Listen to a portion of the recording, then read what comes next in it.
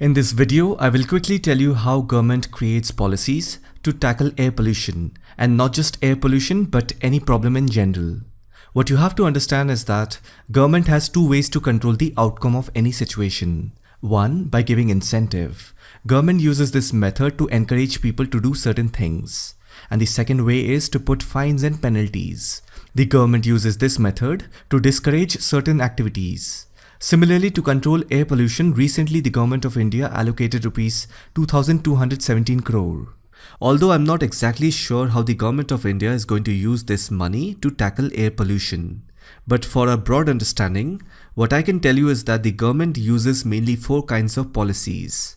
The first one is the government adds a tax to raise the price of any commodity or activity so that it discourages more people to buy or do that. The second thing that the government does is it gives subsidy to the alternative activity or product which the government thinks is the second best option. The third thing that the government does is it also bans certain products or activities that can increase pollutants.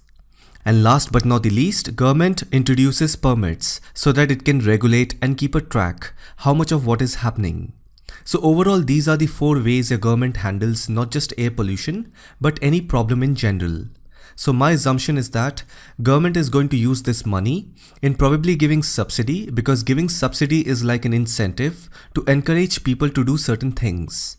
Similarly, adding a tax or giving permit is a way for the government to generate revenue. That means probably we also know how this amount is being generated.